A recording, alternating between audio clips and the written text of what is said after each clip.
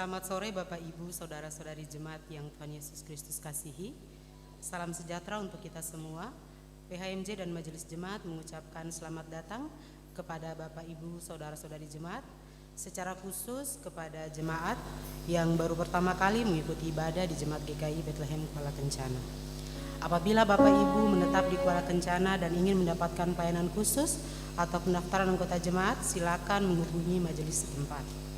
Kepada warga jemaat yang akan menjalani cuti di bulan berjalan, disampaikan selamat menjalani cuti, dan kepada warga jemaat yang telah kembali dari cuti, disampaikan selamat datang dan selamat menjalankan tugas dan kerja. Warta Jemaat Minggu 28 Januari 2024 disampaikan kepada Bapak Ibu jemaat sekalian, bagi yang rindu bergabung di paduan suara jemaat, dipersilakan mengikuti latihan sesuai dengan jadwal. Latihan paduan suara jemaat diadakan setiap hari Minggu setelah ibadah Minggu pagi pada jam 10.30 hingga 11.30 dan hari Rabu sore jam 17.30 hingga 18.30 bertempat di aula gereja. Dihimbau kepada orang tua untuk dapat mengarahkan anak-anaknya yang memiliki talenta bernyanyi dapat bergabung dalam pelatihan paduan suara anak yang diadakan setiap hari Minggu jam 8 pagi sampai dengan selesai, bertempat di aula gereja. Informasi kehadiran jemaat pada ibadah Minggu 21 Januari 2024 sebagai berikut. Ibadah pagi 283 orang, ibadah sore berjumlah 54 orang. Diinformasikan kepada Bapak Ibu jemaat sekalian ada beberapa surat masuk. Yang pertama dari Badan Pekerja Klasis Mimika. Pada yang terhormat Majelis Jemaat Seklasis GKI Mimika di tempat, salam sejahtera dalam kasih Tuhan Yesus Kristus. Menindaklanjuti surat masuk Badan Pekerja Sinode GKI di Tanah Papua nomor 25-B-3-1-2024 tanggal 23 Januari 2024 perihal petunjuk dan tata ibadah HUT PI Setanah Papua yang ke-169 tahun. Untuk itu Badan Pekerja Klasis GKI Mimika memberitahukan kepada pelaksana harian Majelis Jemaat Seklasis Mimika hal-hal sebagai berikut. Yang pertama, pelaksanaan ibadah syukur HUT PI lingkup Klasis Mimika akan berlangsung pada hari Senin 5 Februari 2024 pada jam 9 pagi hingga selesai, bertempat di pelataran halaman kantor Klasis baru, sedangkan ibadah HUT PI di masing-masing jemaat dilaksanakan sore hari sesuai dengan waktu yang disepakati oleh majelis. Yang kedua, kegiatan-kegiatan dalam rangka menyongsong HUT PI lingkup jemaat disesuaikan dengan lomba yang ditetapkan oleh panitia di tiap jemaat yang mengacu pada Juknis BPS GKI di Tanah Papua. Sedangkan lomba di lingkup klasis yaitu lomba perahu Injil antar jemaat. BPK Mimika berharap agar semua jemaat kotawi harus terlibat, kecuali wilayah pesisir dan wilayah industri Highland dapat menyesuaikan. Yang ketiga, tema dan subtema HUT PI, tata ibadah HUT PI sudah tertera dalam lampiran surat pemberitahuan ini, termasuk pemasangan spanduk dan atau baliho ucapan HUT PI ke-169 yang 169 tahun Setanah Papua dan umbul-umbul pada setiap jemaat. Demikian surat pemberitahuan ini. Atas perhatian dan partisipasi serta kerjasamanya kami sampaikan terima kasih. Tuhan Yesus memberkati. Badan Pekerja Klasis GKI Mimika, Ketua Bapak Pendeta Junus Maurits Bonsavia dan Sekretaris Bapak Pendeta Johan Wonsiwo. Surat masuk yang kedua dari Urusan Pendidikan Jemaat GKI Bethlehem Kuala Kencana mengenai pelatihan liturgos yang akan dilaksanakan pada hari Sabtu tanggal 3 Februari 2024 pada jam 9 pagi hingga jam 11.30 bertempat di Gedung Sinema Kuala Kencana. Catatannya, peserta diharapkan membawa tumbler masing-masing dan kegiatan pelatihan liturgos ini akan disediakan bus jemputan di area Kuala Kencana. Surat masuk yang berikut dari Panitia HUT Jemaat GKI Bethlehem Kuala Kencana yang ke-28.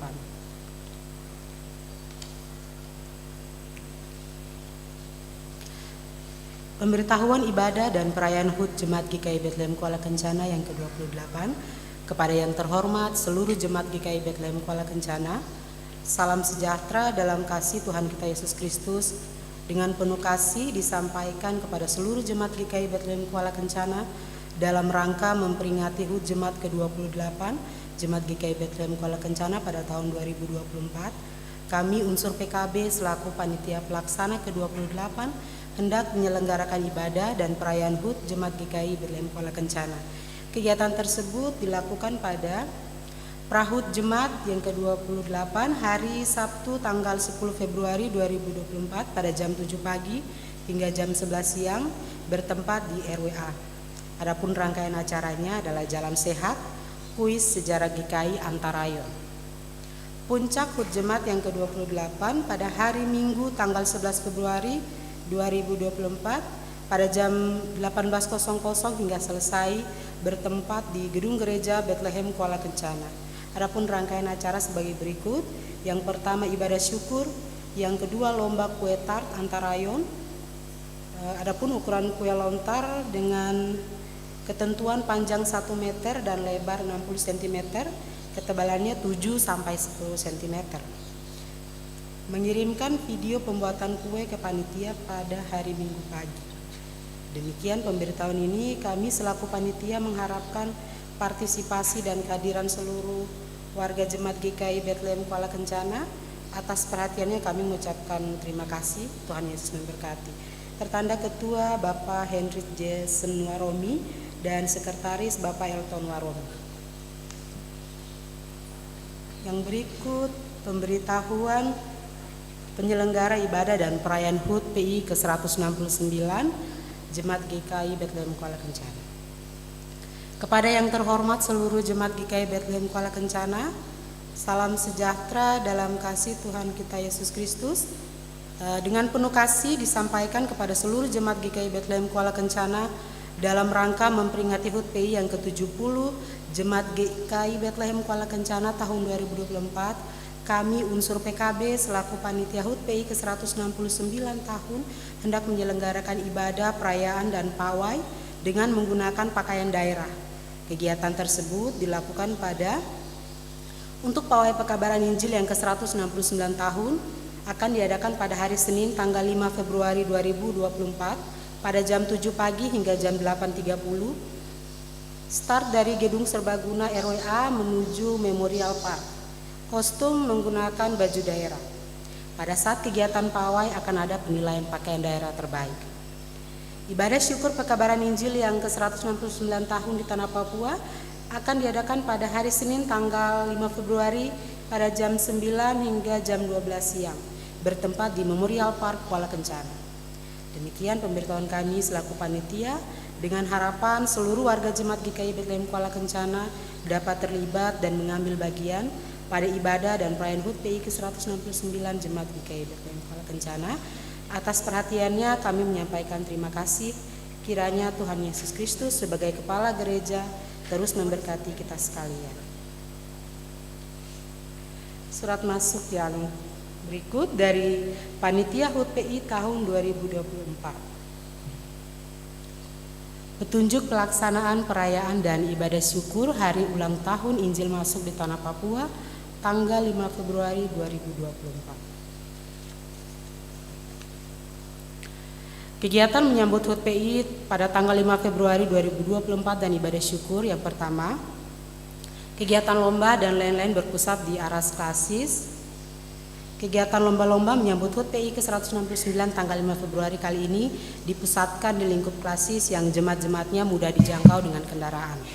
Sedangkan klasis-klasis yang jemaat-jemaatnya sulit untuk dikumpulkan di suatu tempat, kegiatan bisa melaksanakannya di jemaat masing-masing. Untuk itu kami menyampaikan beberapa hal untuk diperhatikan.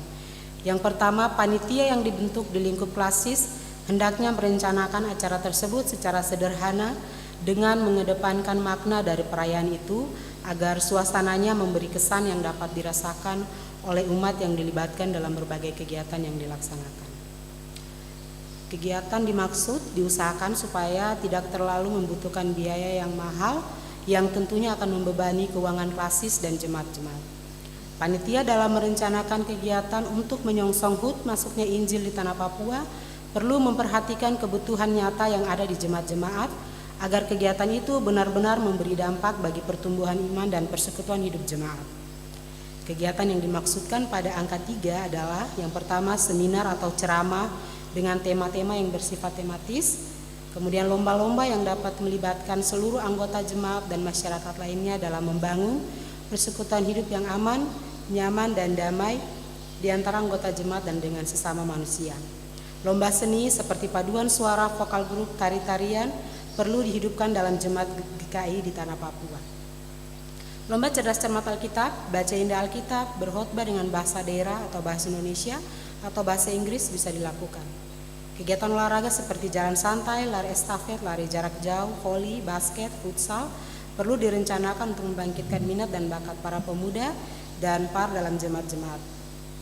Kemudian lomba penataan administrasi gereja dan penataan kantor majelis jemaat, konsistori dan kebersihan dalam dan luar halaman gedung gereja.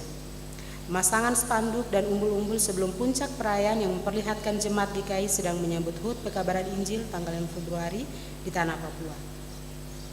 Ibadah syukur HUT PI ke-169 tanggal 5 Februari, memasuki bulan Februari tahun 2024, sebagai warga negara kita akan terlibat secara langsung dalam pesta demokrasi, yaitu pemilihan anggota legislatif dan Presiden Republik Indonesia pada tanggal 14 Februari 2024. Maka klasis dan jemaat GKI di tanah Papua hendaknya melaksanakan ibadah syukur masuknya Injil di tanah Papua yang ke-169 pada tanggal 5 Februari kali ini.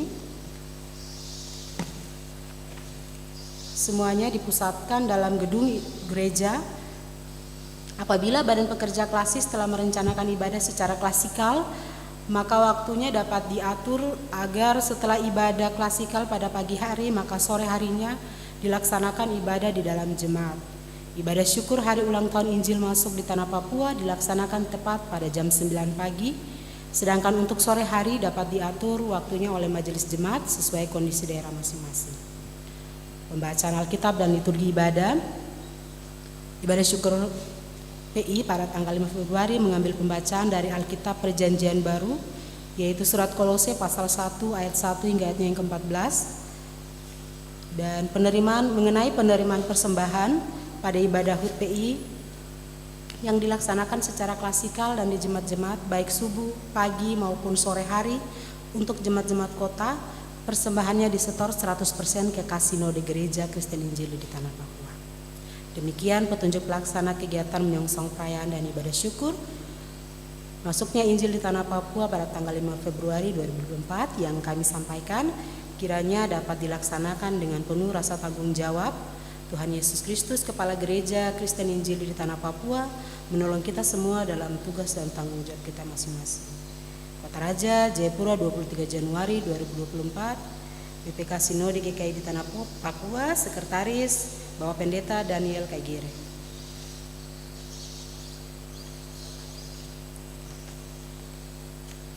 Demi kelancaran, kenyamanan, dan ketertiban ibadah, kami menghimbau Bapak Ibu Jemaat sekalian untuk mempersiapkan diri dengan baik untuk beribadah, menyiapkan Alkitab dan mengenakan pakaian yang sopan. Pastikan HP dalam keadaan mode diam selama ibadah berlangsung. Pokok doa khusus, amplop persembahan, perpuluhan yang akan didoakan dari mimbar diserahkan ke majelis lebih awal saat memasuki ruang gereja agar dicatat dan diteruskan kepada pelayan firman untuk didoakan dari mimbar. Atas nama PHMJ dan Majelis Jemaat menyampaikan terima kasih kepada pelayan firman Bapak Pendeta Johannes Lewerisa SSI, Kantoria Paduan Suara Jemaat, organis yang mengisi pujian, admin, tim multimedia, tim musik, kostor, sopir bis, dan Bapak Ibu Majelis yang bertugas pada hari ini. Demikian warta sore ini, terima kasih atas perhatiannya. Selamat beribadah, Tuhan Yesus memberkati. Shalom.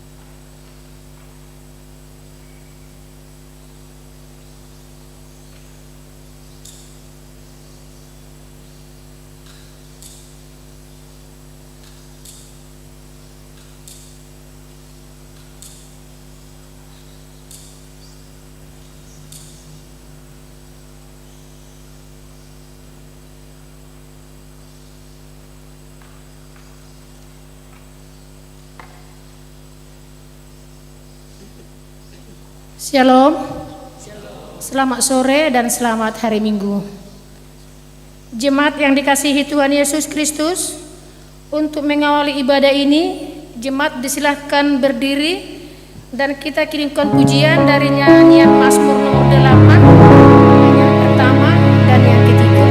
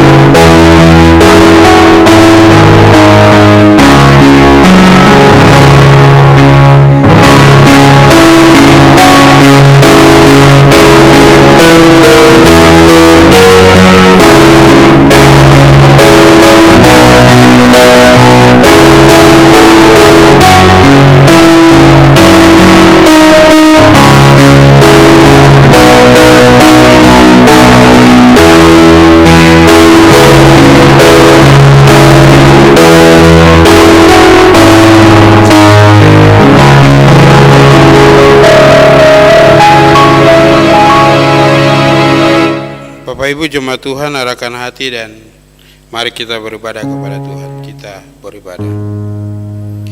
Allah pencipta langit dan bumi, pemelihara segala yang hidup di atas tanah Papua, yang mempersatukan kami dari segala suku bangsa dan bahasa, yang menuntun kami dalam ibadah ini. Amin.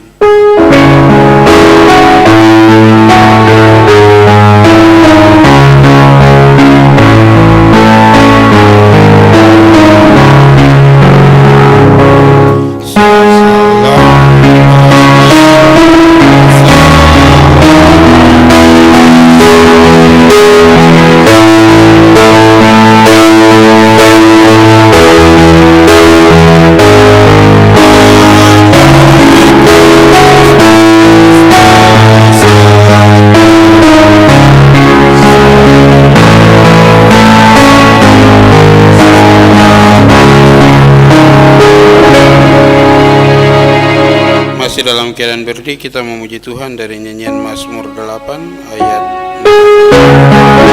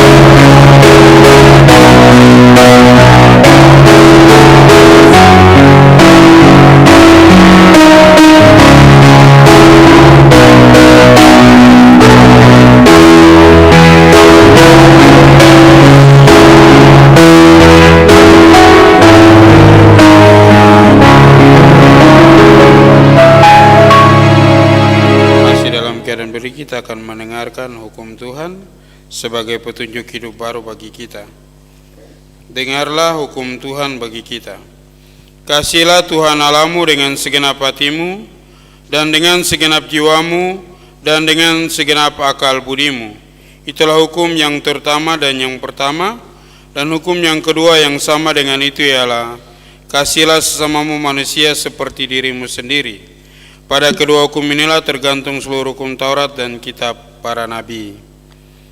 Roh Kudus memampukan kita melakukan hukum Tuhan dalam kehidupan kita hari-hari. Bapak Ibu jemaat Tuhan dipersilakan duduk kembali.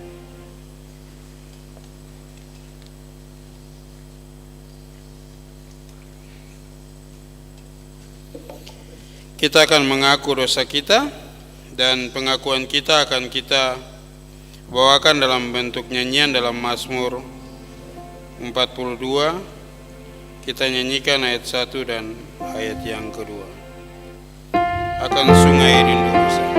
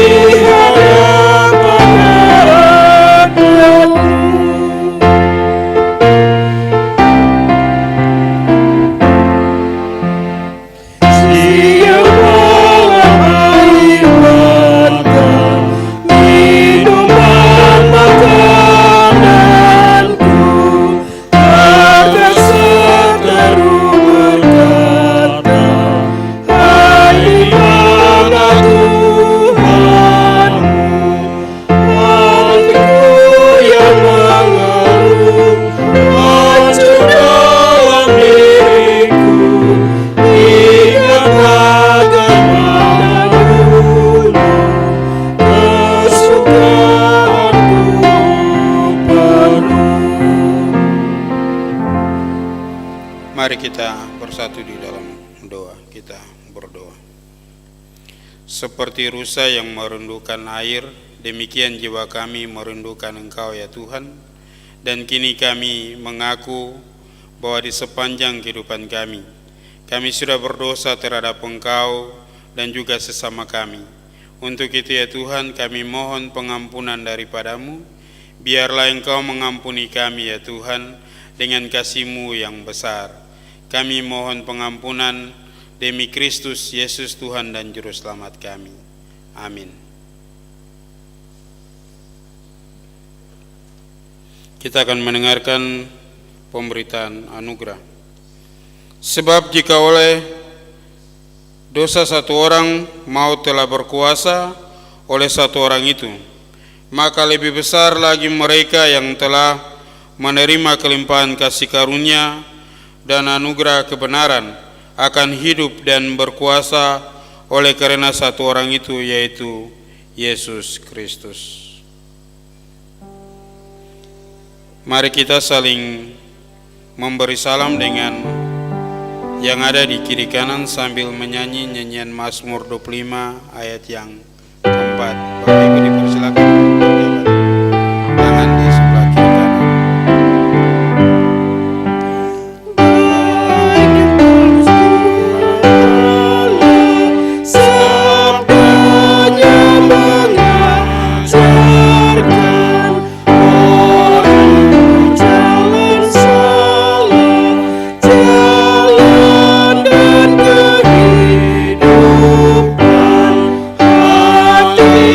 Yang lembut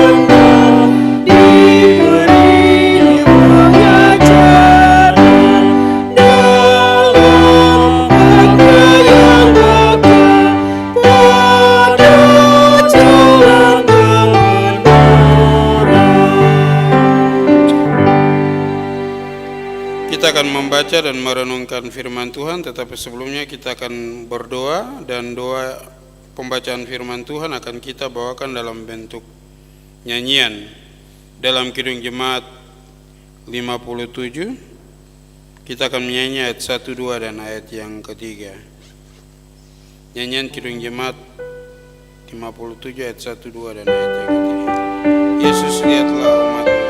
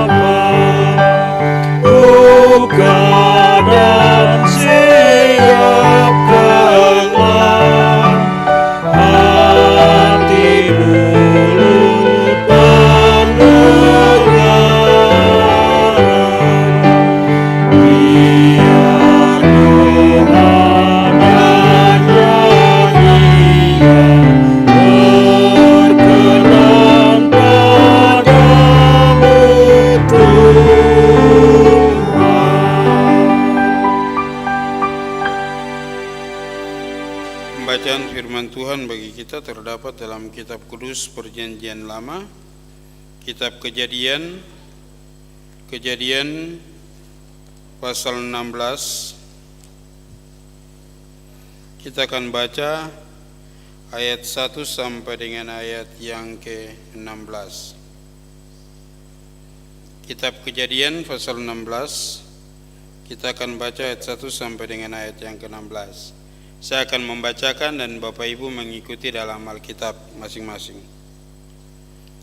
Hagar dan Ismail. Adapun Sarai istri Abram itu tidak beranak. Ia mempunyai seorang hamba perempuan orang Mesir, Hagar namanya. Berkatalah Sarai kepada Abram, "Engkau tahu Tuhan tidak memberi aku melahirkan anak. Karena itu, baiklah hampiri hambaku itu. Mungkin oleh dialah aku dapat memperoleh seorang anak." Dan Abram mendengar perkataan Sarai. Jadi Sarai, istri Abram itu mengambil Hagar, hambanya orang Mesir itu. Yaitu ketika Abram telah 10 tahun tinggal di tanah Kanaan. Lalu memberikannya kepada Abram suaminya untuk menjadi istrinya. Abram menghampiri Hagar, lalu mengandunglah perempuan itu. Ketika Hagar tahu bahwa ia mengandung, maka ia memandang rendah akan nyonyanya itu. Lalu berkatalah Sarai kepada Abram, "Penghinaan yang ku derita ini adalah tanggung jawabmu. Akulah yang telah memberikan hambaku ke pangkuanmu." Tetapi baru saja ia tahu bahwa ia mengandung, ia memandang rendah akan aku. Tuhan kiranya yang menjadi hakim antara aku dan engkau. Kata Abram kepada Sarai, "Hambamu itu di bawah kekuasaanmu. Perbuatlah kepadanya apa yang kau pandang baik." Lalu Sarai menindas Hagar sehingga ia lari meninggalkannya. Lalu malaikat Tuhan menjumpainya dekat sungai mata air di padang gurun. Di dekat suatu mata air di padang gurun, yaitu dekat mata air di jalan Kesyur. Katanya, "Hagar, hamba Sarai, dari manakah datangmu dan kemanakah pergimu?" Jawabnya, "Aku lari meninggalkan Sarai nyonyaku." Lalu kata malaikat Tuhan itu kepadanya, "Kembalilah kepada nyonyamu, biarlah engkau ditindas di bawah kekuasaannya." Lalu kata malaikat Tuhan itu kepadanya, Aku akan membuat sangat banyak keturunanmu, sehingga tidak dapat dihitung karena banyaknya." Selanjutnya kata malaikat Tuhan itu kepadanya, "Engkau mengandung dan akan melahirkan seorang anak laki-laki, dan akan menamainya Ismail, sebab Tuhan telah mendengar tentang penindasan atasmu itu. Seorang laki-laki yang lakunya seperti keledai liar, demikianlah nanti anak itu. Tangannya akan melawan tiap-tiap orang, dan tangan tiap-tiap orang akan melawan dia, dan di tempat kediamannya ia akan menentang semua saudaranya." Kemudian Hagar menamakan Tuhan yang telah berfirman kepadanya itu dengan sebutan, "Engkaulah Eroi." Sebab katanya, "Bukankah di sini kulihat dia yang telah melihat aku?" Sebab itu sumur tadi disebutkan orang sumur Laharoi, letaknya di antara Kades dan Beret. Lalu Hagar melahirkan seorang anak laki-laki bagi Abram, dan Abram menamai anak yang dilahirkan Hagar itu Ismail. Abram berumur 86 tahun ketika Hagar melahirkan Ismail baginya. Demikian jauh firman Tuhan bagi kita. Terpujilah Kristus untuk selama-lamanya. Tema kecil yang menjadi perenungan bagi kita yang diberikan oleh Sinode, yaitu pemberdayaan yang salah mendatangkan bencana dan pemberdayaan yang benar menghebatkan. Saya ulang sekali lagi, pemberdayaan yang salah mendatangkan bencana dan pemberdayaan yang benar menghebatkan. Cerita tentang Abram, pasti kita semua sudah seringkali mendengar tentang cerita Abram. Minggu lalu juga khotbah tentang bagaimana Tuhan memanggil Abram untuk menjadikan Abram orang yang diberkati, tapi juga bangsa yang besar melalui Abram. Jadi orang yang memberkati Abram diberkati, orang yang mengutuk Abram diberkati, dan lewat Abram semua bangsa diberkati. Dalam perjalanan Abram menanti janji Tuhan, ternyata istri Abram, Sarai, tidak setia. Maksudnya dalam penantian janji Tuhan tidak sabar, tidak setia, kemudian mengambil keputusan sendiri.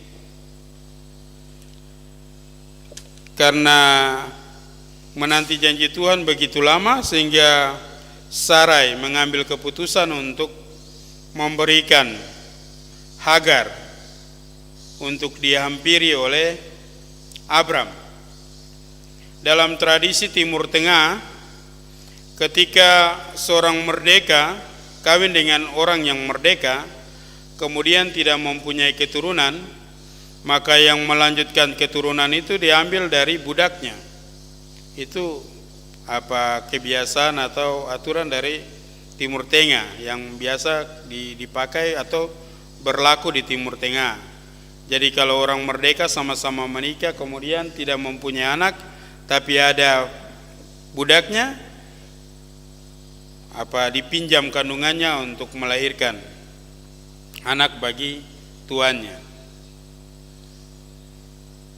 Bapak Ibu jemaat Tuhan yang dikasihi oleh Tuhan kita Yesus Kristus, itulah yang dilakukan oleh Sarai, mengambil Hagar untuk melanjutkan keturunan, supaya jangan sampai nama Sarai itu rusak karena tidak mempunyai keturunan.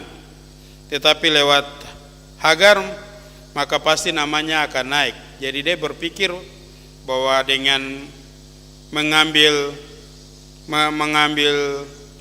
Hagar, dia akan memperoleh nama yang harum, atau dia akan dipuji karena memperoleh keturunan. Bapak Ibu jemaat Tuhan yang dikasihi, Abram menyetujui apa yang dirancang oleh Sarai. Tanpa bertanya kepada Tuhan, Abram setuju untuk mau menghampiri Hagar untuk melanjutkan keturunannya. Kemudian Hagar melahirkan seorang anak atau mengandung seorang anak. Tapi bagi seorang budak ketika dihampiri oleh tuannya, pasti dia akan bangga karena dia merasa bahwa dia punya kedudukan yang sama dengan nyonyanya. Oleh sebab itu dia maksudnya dia sombong terhadap nyonyanya. Jadi nyonyanya memandang bahwa itu tidak baik. Kemudian melapor kepada Abram.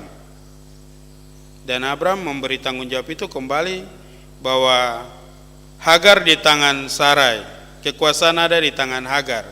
Terserah apa yang Hagar lakukan dipandang baik untuk dilakukan kembali kepada Sarai. Jadi Hagar ditindas oleh Sarai. Jemaat Tuhan yang dikasihi oleh Tuhan kita Yesus Kristus, kemudian Sarai melarikan diri. Hagar melarikan diri dari Sarai karena ditindas, kemudian melarikan diri ke padang gurun. Tetapi malaikat Tuhan tidak menyetujui. Malaikat Tuhan menyuruh untuk kembali kepada nyonyanya. Yang menjadi pelajaran kenapa sampai malaikat Tuhan mau supaya Hagar ditindas oleh Sarai. Sampai malaikat Tuhan mengatakan bahwa kembali kepada Tuhanmu supaya engkau ditindas oleh Tuhan. Bapak Ibu jemaat Tuhan yang dikasihi oleh Tuhan kita Yesus Kristus, dari pembacaan firman Tuhan ada beberapa hal yang menjadi pelajaran penting bagi kita. Yang pertama, kalau kita merancang rancangan di luar izin Tuhan atau kehendak Tuhan, maka yang terjadi itu bencana. Seperti yang Sarai lakukan kepada Abram untuk meminta kepada Abram menghampiri budaknya Hagar untuk melanjutkan keturunan. Tetapi jelas-jelas Allah berfirman bahwa dari Sarailah akan ada keturunan, tapi Abram menyetujui apa yang diinginkan hati Sarai. Itu pelajaran yang pertama. Yang kedua, bahwa dari penindasan atau dari kesalahan itu dilemparkan kembali kepada Abram. Padahal yang buat rencana itu Sarai.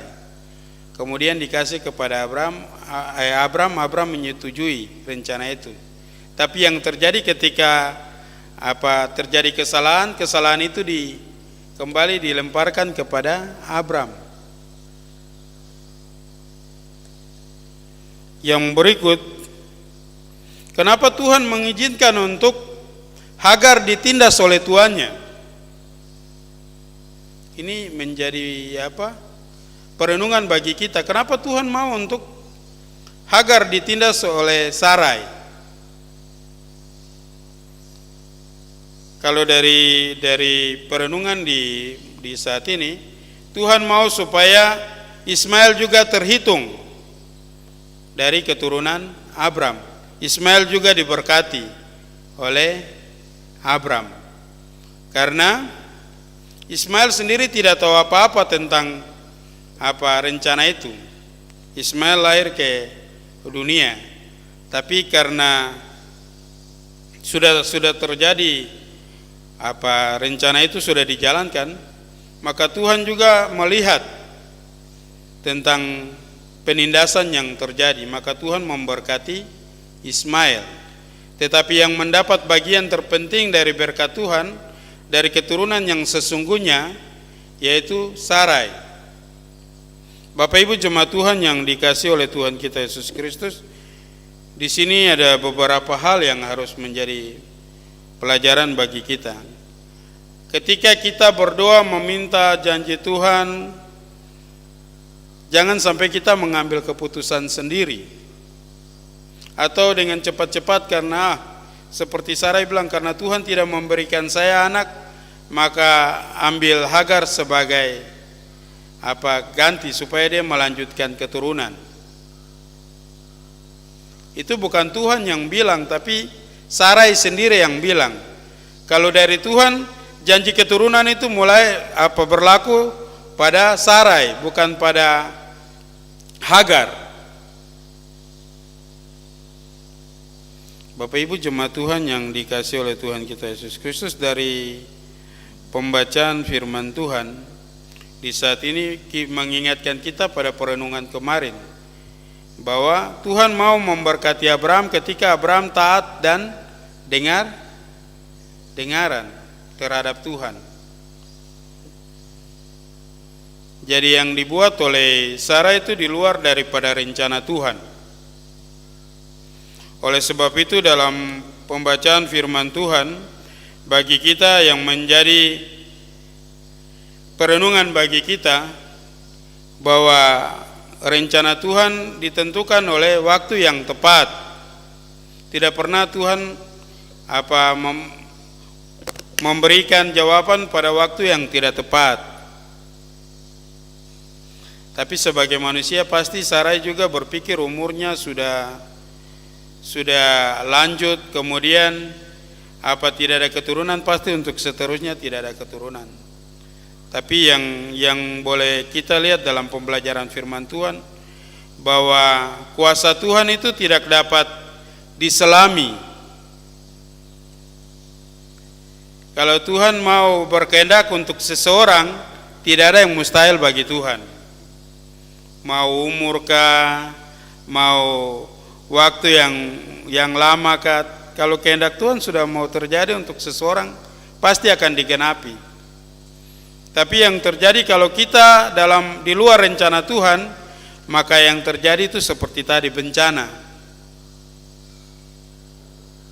Kalau Tuhan mau memilih seseorang untuk dipakai oleh Tuhan atau dalam rencana Tuhan, pasti hal itu akan terjadi. Tapi kalau itu kehendak sendiri tanpa mempertimbangkan risiko dan sebagainya, pasti yang terjadi seperti pembacaan kita.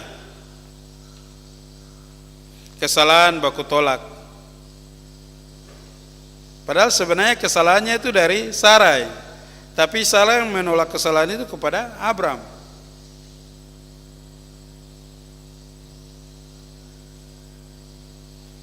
Kemudian menindas Hagar. Bapak Ibu jemaat Tuhan yang dikasihi oleh Tuhan kita Yesus Kristus, mari kita belajar daripada firman Tuhan untuk terus memasrahkan diri pada kehendak Tuhan. Kalau Tuhan mau memakai saya, maka itu yang akan terjadi. Jangan sampai kita memaksakan sesuatu yang sebenarnya bukan rencana Tuhan. Biarlah firman Tuhan di saat ini boleh menjadi bagian terpenting untuk kita terus ada dalam rencana Tuhan, tapi juga Tuhan mau memakai kita dalam setiap rencananya, seperti yang difirmankan kepada Abram dan Sarai. Biarlah Tuhan boleh memberkati kita dengan firman-Nya. Amin.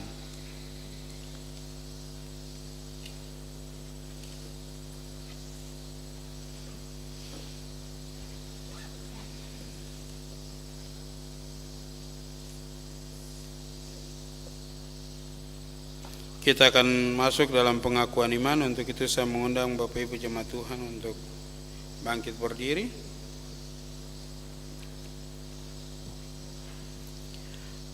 Dalam persekutuan dengan gereja Tuhan dari segala zaman dan tempat, bersama-sama kita mengucapkan pengakuan iman sesuai pengakuan iman GKI di tanah Papua. Aku percaya kepada Allah, Bapa pencipta langit dan bumi, pemelihara segala yang diciptakan, dan yang menyediakan kehidupan kekal di dalam kerajaan-Nya. Aku percaya kepada Yesus Kristus, yang menebus dan menyelamatkan manusia dari dosa. Dalam kematian dan kebangkitannya, Dialah Tuhan dan Kepala Gereja yang memerintah Gereja Kristen Injili di tanah Papua dengan firman dan roh-Nya. Aku percaya kepada Roh Kudus yang membarui, memelihara, dan menuntun umat-Nya dalam kebenaran sampai kegenapan kerajaan Allah dalam kedatangan kembali Yesus Kristus.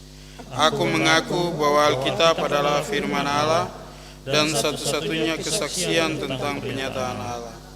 Aku mengaku bahwa Gereja Kristen Injili di tanah Papua adalah tubuh Kristus yang kudus dan am, yang mempersatukan umat manusia jadi satu Tuhan surgawi di bumi. Aku mengaku mengasihi Allah dan sesama manusia dengan segenap hati, jiwa, dan akal budi. Aku mengaku hidup kudus dan setia memberitakan Injil Kerajaan Allah di tanah Papua dan dunia. Aku mengaku mengusahakan dan memelihara tanah Papua sebagai alam ciptaan Allah bagi kesejahteraan, keadilan, dan kebahagiaan umat manusia.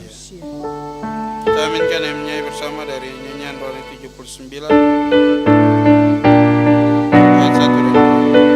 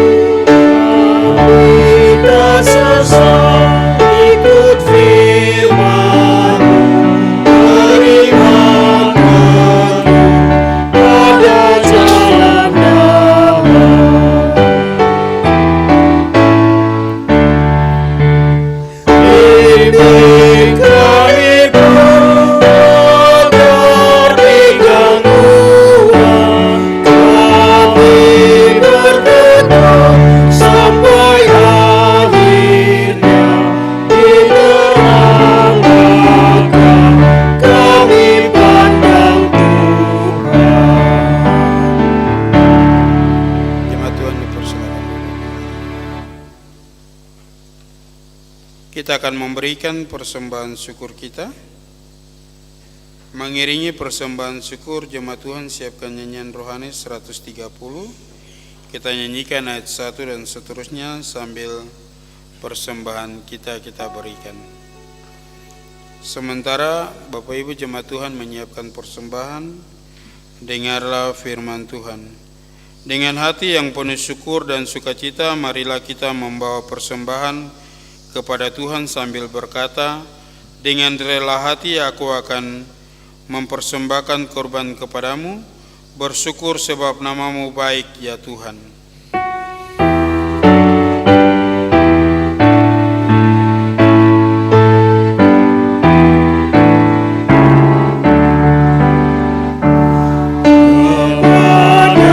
Tuhan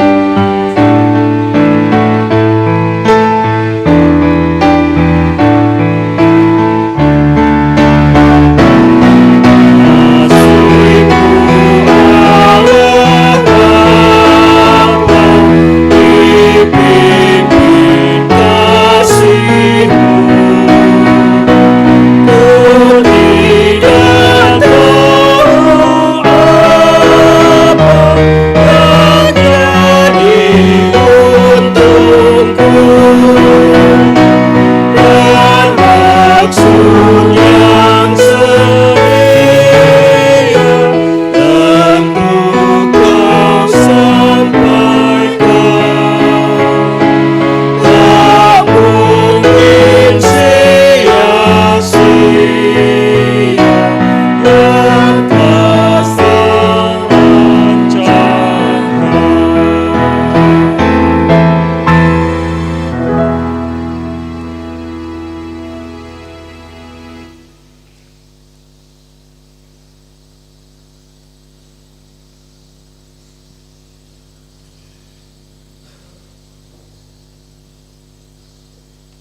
Shalom.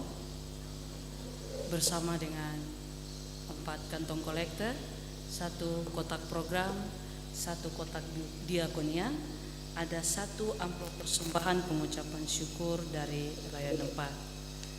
Seluruh persembahan akan didoakan bersamaan dengan doa syafaat.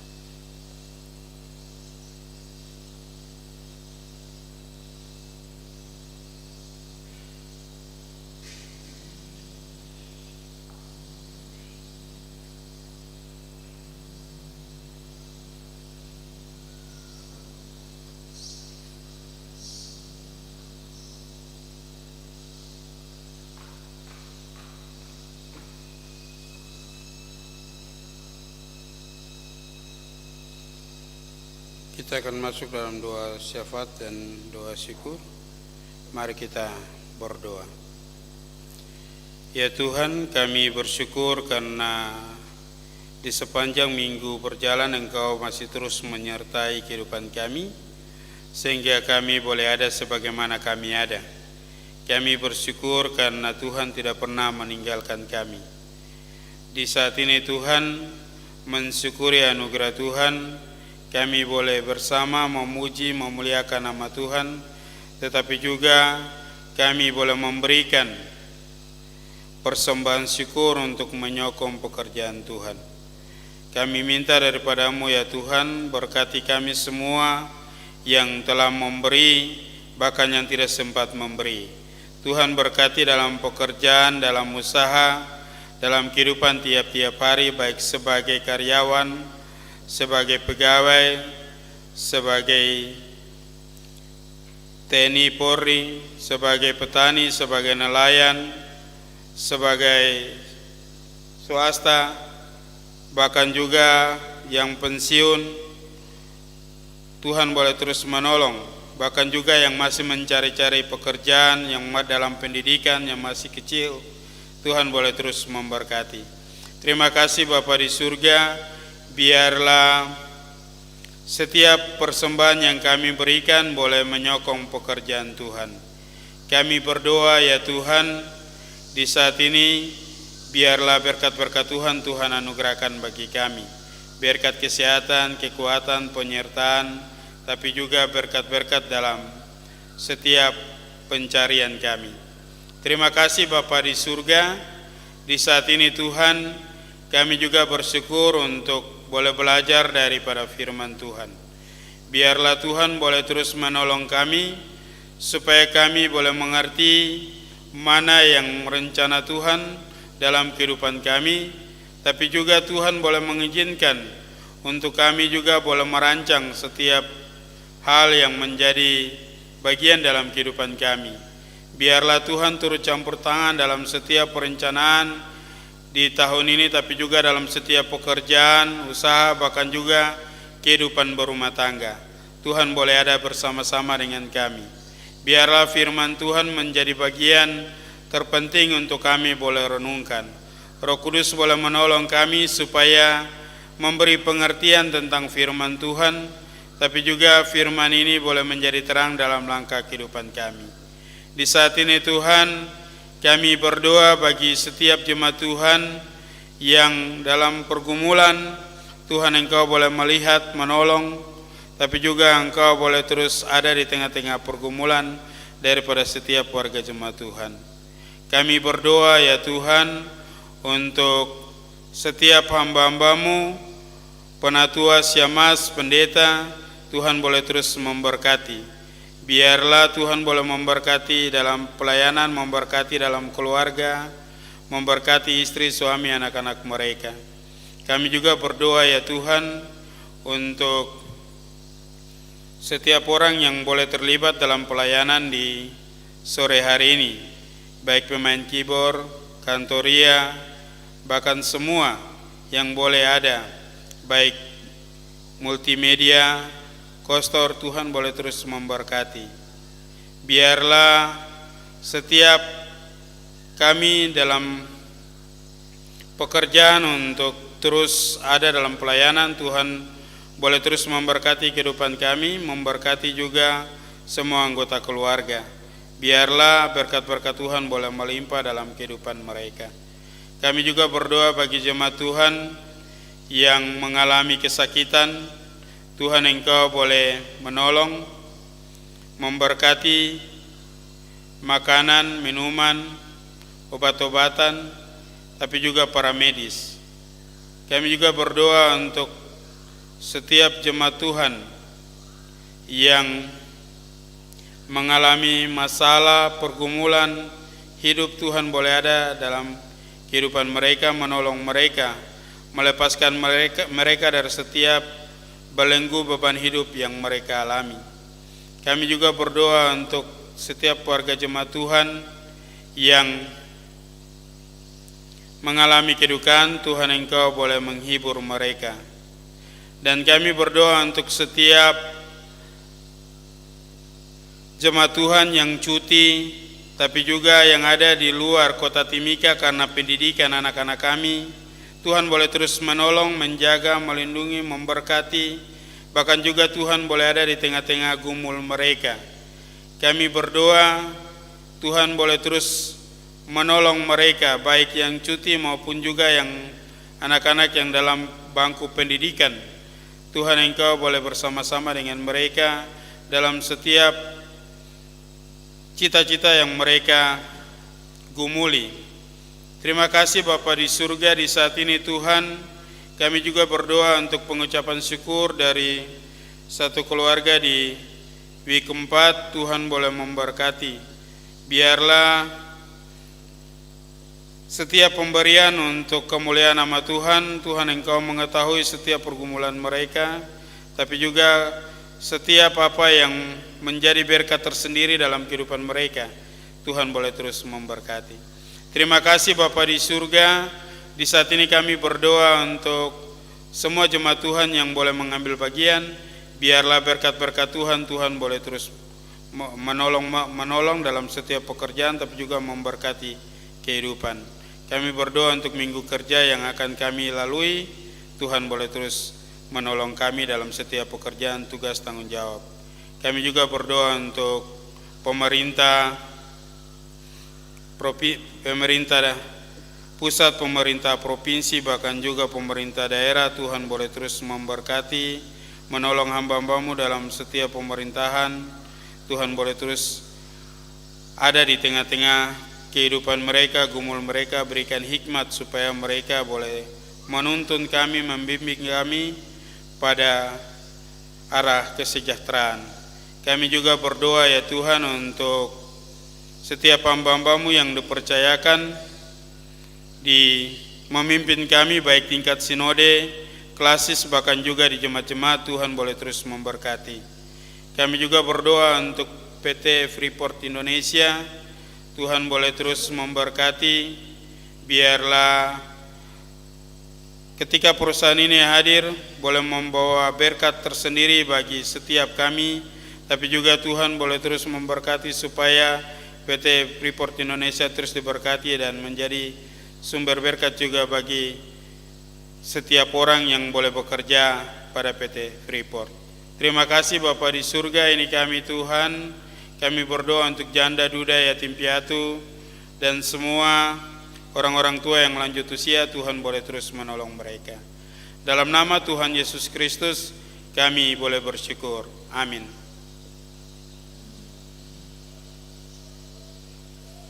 Mengakhiri ibadah kita di saat ini, jemaat Tuhan, kita buka bersama dari nyanyian rohani 128. Kita nyanyikan ayat 1, 2 dan ayat yang ketiga. Ayat 1, 2 dalam keadaan duduk, dan ayat yang ketiga kita dalam keadaan berdiri untuk menerima berkat Tuhan. Biarkan Tuhan menyenggara.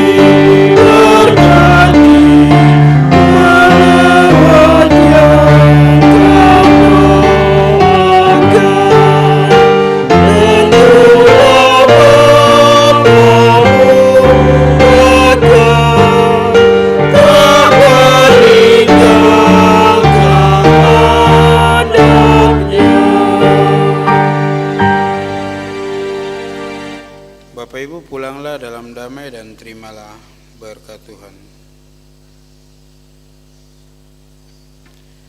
Damai sejahtera Allah yang melampaui segala akal akan memelihara hati dan pikiranmu dalam Kristus Yesus dari Bapa dan Roh Kudus saat ini sampai Maranatha.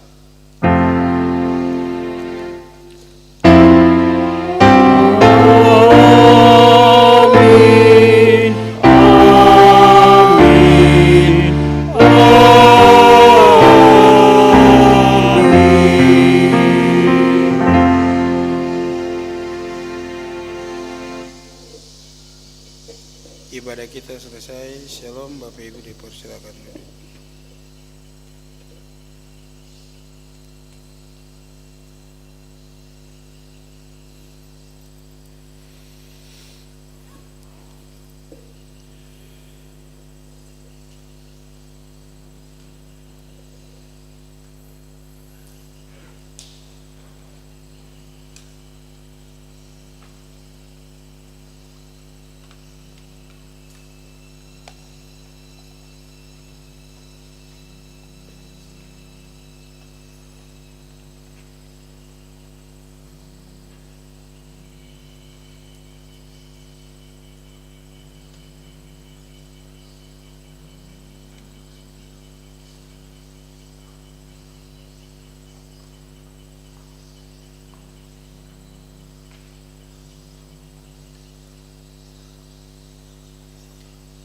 Jemaat diundang berdiri, kita sambil berjabat tangan, kita akan kembali menyanyi nyanyian rohani 128, biarkan Tuhan menyelenggara ayatnya yang pertama.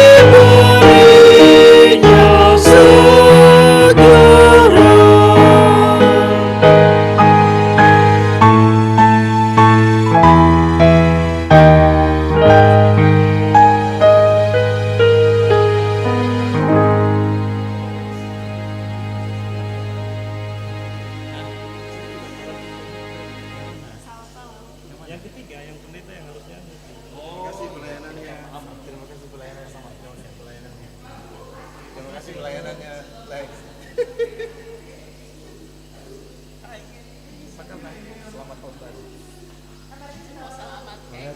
Selamat tahun baru.